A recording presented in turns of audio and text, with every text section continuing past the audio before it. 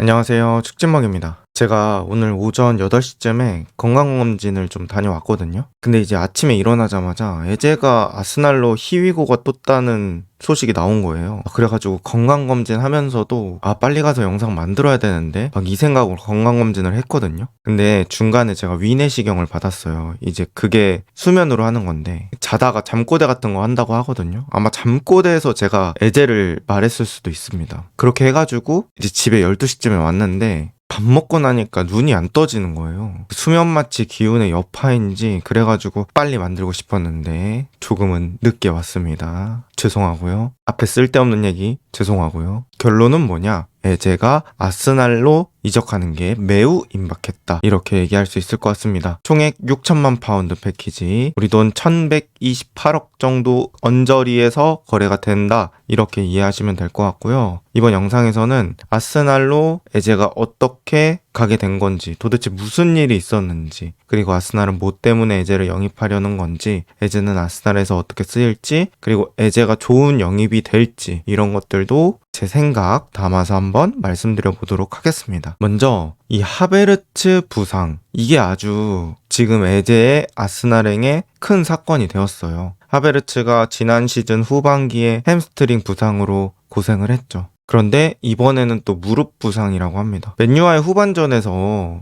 나와가지고 뛰길래 이 하베르츠의 부상 소식은 더욱더 충격적일 수밖에 없는데요. 물론 이제 요케레스가 이적 초기긴 하지만 맨유전에서는 조금 아쉬운 모습이 있었고, 또 하베르츠, 요케레스 좀 다른 플레이 스타일로 다른 상황에 쓸 수 있는 옵션이기 때문에 아스날로서는 엄청나게 타격이 큰 사건인데요. 일단 정확한 부상 기간은 나오진 않았는데 정밀검진 중이라고 합니다. 그리고 정밀검진이라는 그 단어 자체가 주는 무게감이 있잖아요.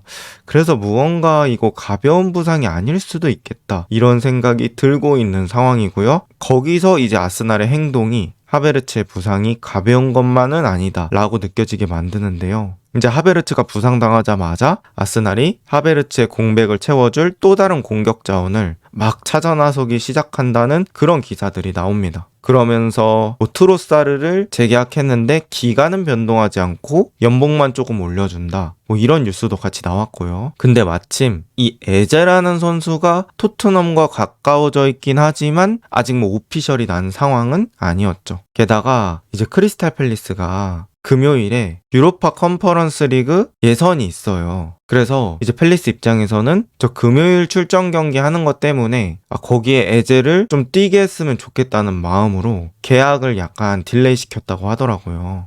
그런 상황도 겹치고 그러면서 에제가 아직까지는 토트넘으로의 이적이 확정되지 않고 있었는데, 여기서 이제 아스날이 이 거래에 싹 들어온 거죠. 그리고 에제는 아스날이 관심이 꺼지기 이전에는 또 아스날 이적에 열려있던 입장이었고, 본인이 생각하기에는 또 아스날이 마음에 들었던 것 같습니다. 그리고 재밌는 경력이 있는 게, 에제가 우리 나이로 치면 한 초등학교 정도? 이제 그때 아스날 유스였어요. 그래서 또 그런 연결고리가 있긴 합니다. 어쨌든 이런 스토리라인을 거쳐서 에제가 아스날로 이적하기 바로 직전이 되었습니다. 그렇다면 아스날은 왜 에제를 영입하길 원할까요? 저는 아스날이 이젠 진짜 정말 우승이 필요한 시기라고 생각합니다. 이번 이적 시장에서 영입하는 기조만 봐도 좀 알 수 있는데요. 이런 큰 건의 이적들을 봤을 때는 나이가 대부분 전성기 나이입니다. 그러니까 팀의 미래를 보고 리빌딩 하기보다는 당장 우승을 향해 달리겠다, 이런 느낌으로 봐야겠죠. 요케레스 98년생,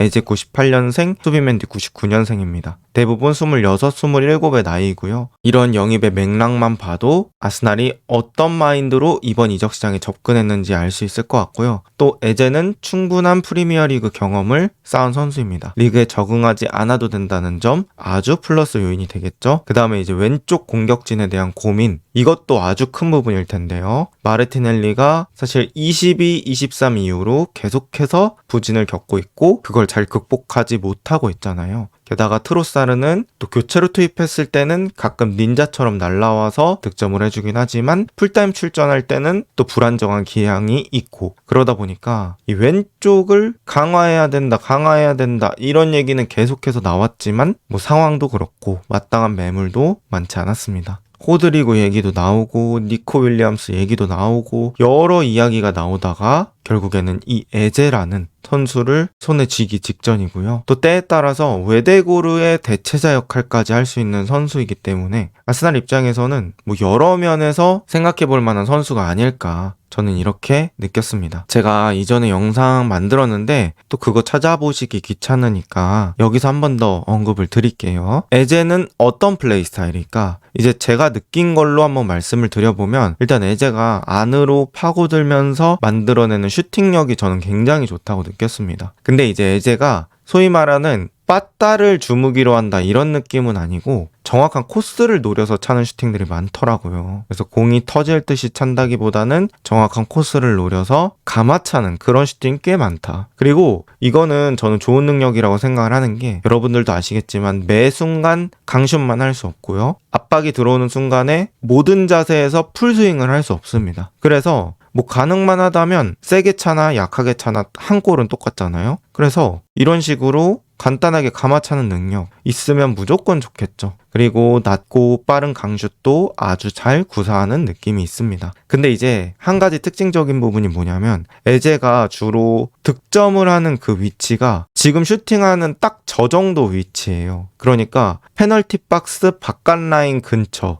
이고 아예 측면보다는 저런 가운데 쪽 위치에서 슈팅을 되게 많이 하고 거기서 득점이 많습니다. 그럼 에제가 왼쪽으로 배치돼서 선발 출전할 때는 아예 측면에서 쏘기보다는 안으로 들어오면서 슈팅을 할 거잖아요. 그러다 보니까 이런 상황들을 어떻게 잘 만들어줄지 전술적인 세팅을 감독이 잘 고민해야 될 것 같습니다. 그런데 저는 뭐 크게 어려워 보이지는 않는 게, 요케레스라는 선수가 또 스트라이커지만 왼쪽으로 빠져나가는 거 좋아하는 스타일이잖아요. 그래서 오히려 요케레스가 빠져나가면서 또 에제는 안으로 들어오는 그런 그림을 생각해 볼 수도 있을 것 같아서 에제에 저런 안으로 좁혀서 들어와서 슈팅하는 그런 장면 기대해 볼 수 있을 것 같다, 이렇게 느꼈고요. 그 다음 두 번째는 쫀쫀한 퍼스트 터치입니다. 그냥 공을 잘 다룹니다. 제가 생각했을 때는 실제로 프리미어리그에서 저 정도 터치, 저 정도 테크닉을 보여준다고 했을 때는 이제 훈련 상황이나 뭐 혼자서 공 가지고 놀 때 막 양발로 저글링하고 사포 38번 연속으로 하고 뭐 머리에 공 올렸다가 등에 올렸다가 막 이 정도는 충분히 할 거라고 생각이 돼요. 그러니까 대략 어떤 느낌인지 아시겠죠? 그 정도로 이제 공을 되게 화려하게 잘 다룬다. 그리고 거기서의 바탕은 어쨌든 간 내가 공을 온전히 컨트롤 해놓는 거잖아요. 그런 상황에서는 저 퍼스트 터치가 중요한데, 터치가 진짜 어려운 공도 발에 딱 붙여 놓더라고요. 그래서 뭐 거의 퍼스트 터치가 인절미만큼 쫀득하다, 이렇게 볼 수 있을 것 같고요. 왼발로도 터치를 잘해요. 그래서 양발 모두 터치에 일관성이 있다, 이렇게 보시면 좋을 것 같아요. 그리고 터치가 튀는 일이 매우 적습니다. 이건 다르게 얘기하면 일정 수준 이상의 저점이 보장 가능하다, 이렇게 얘기를 할 수 있을 것 같거든요. 플레이 하나하나에서 미스를 낼 일이 적으니까 좀 신뢰도 같은 게 올라가겠죠. 그리고 이렇게 됐을 때는 감독이 또 계획하기도 되게 쉬워요.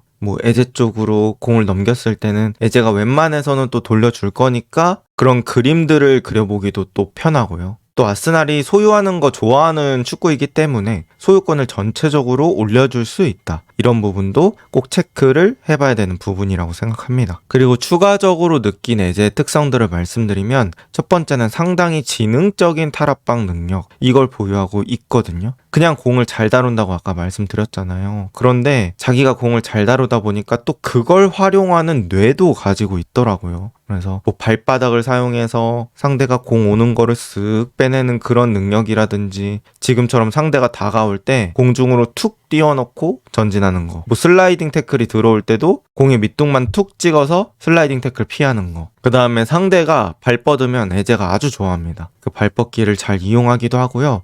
플레이메이킹 능력도 좋습니다. 특히 이제 창의력이라고 표현할 수 있을 것 같은데요. 패스할 때 상대가 다리 벌렸을 때 그 다리 사이 공간도 잘 이용할 줄 알고요. 뭐 전환 능력도 그렇고 여러 가지로 팀에 도움이 많이 되는 그런 능력을 가지고 있는 선수다, 이렇게 얘기할 수 있을 것 같아요. 그렇다면 아스날에서의 활용법은 어떻게 될까요? 아스날에서 활용법 첫 번째, 클라피오리를 올리면서 3-2-4-1 형태를 구성할 수 있습니다. 마갈량이스가 왼발이다 보니까 왼발 스토퍼처럼 활동할 수 있고요. 마갈량이스, 살리바, 팀버, 백스리 한 다음에 그 위에 라이스, 수비맨디, 더블 피벗, 그리고 칼라피오리를 윙어처럼 왼쪽 터치라인 높게 올립니다. 그 다음에 에제, 웨데고르, 사카, 그 위에 요케레스를 배치합니다. 에제를 완전 사이드로 빼기보다는 오히려 가운데 쪽으로 개입시키면서 중원의 포미들 형태로 또 플레이할 수가 있을 것 같아요. 그래서 에제는 왼쪽 위아래를 오고 가면서 빌드업도 가끔씩 지원해주고요. 웨데고르는 오른쪽 위아래를 맡을 수 있을 것 같습니다. 그래서 이런 상황에서는 공격력이 좋은 칼라피오리, 또 커버가 좋은 마갈량이스, 구조 자체는 만들어져 있기 때문에 에제가 또 가운데서 왼쪽 공격형 미드필더처럼 활약할 수 있지 않을까 싶습니다. 실제로는 크리스탈 팰리스에서도 에제가 이렇게 가운데 쪽으로 개입해주면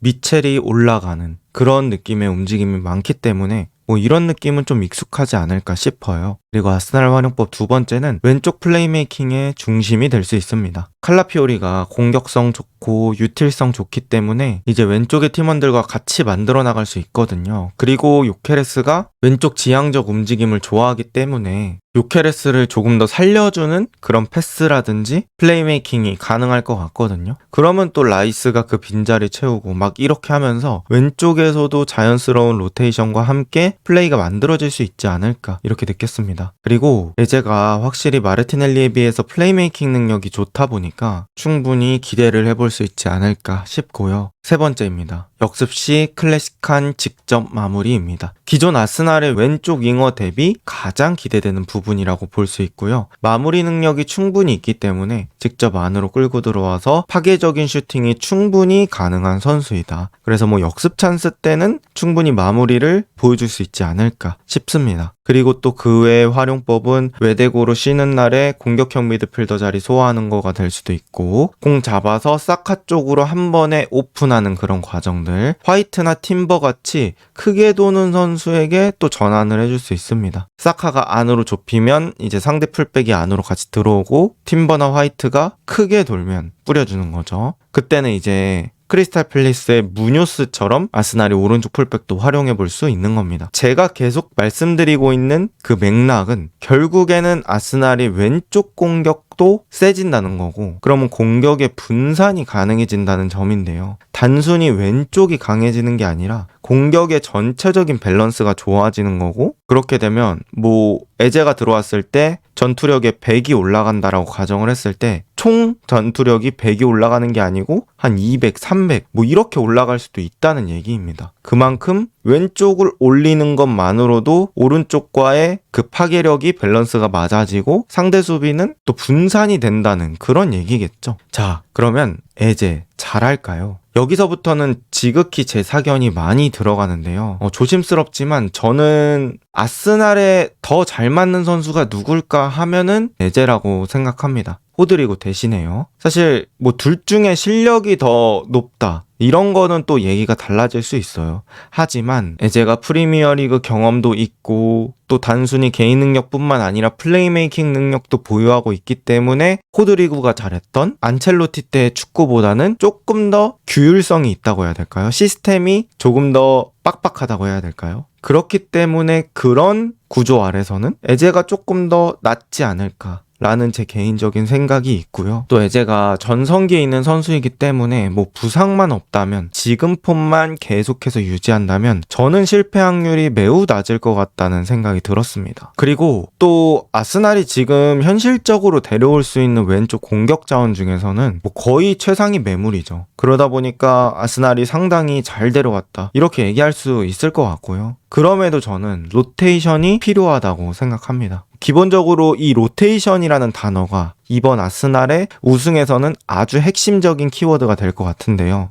근데 에제는 또 더 중요해요. 왜냐면 에제가 지금까지 이제 제가 뛴 걸 찾아봤는데 유럽 대항전을 병행해 본 적이 없거든요. 그래서 뭐 시즌에서 50경기, 60경기 이렇게 치른 시즌이 없어요. 대부분 많아도 40경기 중반 뭐 이 정도 되더라고요. 그래서 이제 에제가 최대 경기 수에 대한 데이터가 아직까지는 부족한 편이기 때문에 로테이션 돌리면서 더 귀중히 사용해야 될 것 같습니다. 그리고 로테이션 안 돌릴 거면 뭐 마두에케, 마르티넬리나 트로사르 남겨놓은 이유가 없겠죠. 그래서 로테이션 돌려주면서 에제를 잘 관리를 해주는 게 좋을 것 같습니다. 이로써 아스날은 진짜 이제 마지막 퍼즐까지 끼웠습니다. 뭐 엑조디아라고 아시나요? 엑조디아가 이제 본체, 뭐 머리, 팔, 다리, 가슴 이런 걸 다 합쳐져야지 나오는데 또 합쳐지면 엄청나게 강력하거든요. 근데 진짜 아스날은 이번 시즌 목표로 하는 포지션을 다 채웠습니다. 게다가 뎁스까지 너무 빵빵하기 때문에 여기서도 우승이 좌절된다. 이거는 진지하게 아르테타의 입지에